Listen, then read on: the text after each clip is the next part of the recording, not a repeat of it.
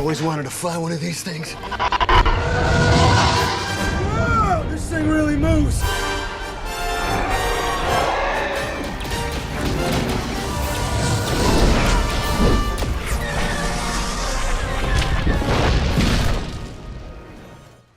Hello, welcome back to CraftedBricks. Simon here. Now, I'm actually not a fan of the newer Star Wars sequel movies, but I do like some of the ships and vehicles for those movies, particularly when they've been done so well in LEGO form, like this beautiful First Order Special Forces TIE Fighter. For this particular design and build, once again, we're in the very capable hands of the talented mock designer Jarek. And if you like what you see in this video, particularly when I do the close-up showcase of the model, you can actually purchase instructions and build this model for yourself.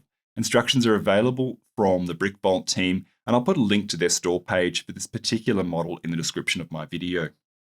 Now, prior to purchasing instructions, getting all the parts from BrickLink and doing this build for myself, I'm actually quite familiar with the First Order Special Forces TIE Fighter from the X-Wing game. I used to love playing a pair of these Special Forces TIEs coupled with an Epsilon shuttle. I always found the Special Forces TIEs had a solid balance of maneuverability, shielding, hull strength, and firepower that made them very formidable opponents, and having that front and rear firing arc meant that I always had attack options on my turn. So when I saw that Jarek had designed a minifigure scale version of the Starfighter in LEGO, I almost felt compelled to go ahead and buy the instructions from BrickVault, and of course the parts from BrickLink. And now that I've built the model and have it in my collection, I'm extremely happy with it, so let's take a closer look. I hope this comes across on camera, but in person, this model has a robust, menacing, and a very strong look to it that I really like, and it certainly makes a very good looking display piece. I think this has something to do with the power plant battery modules to either side of the cockpit that give the model a more full look versus, say, a standard TIE fighter that can actually look a bit light on. The black body with the red accent stripe contrasts very well with the medium stone light grey colouring of the wing panels, and I like Jarek's use of bricks and wedge brick type elements to build out the wing panels to give them that smooth, studs not on top clean look.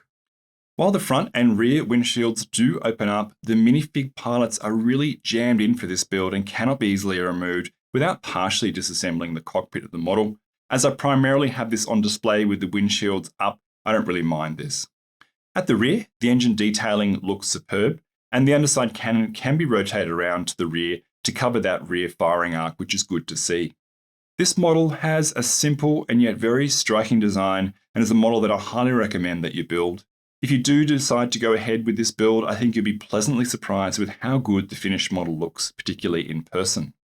In terms of the instructions and parts, the instructions are clear and very easy to follow, as we expect from any of the instructions provided by the BrickVault team. Most of the parts for this build are readily available on BrickLink and are easy to find and buy. You may, however, have to do a bit of hunting on BrickLink to find a domestic seller for the printed windows and cockpit hatch.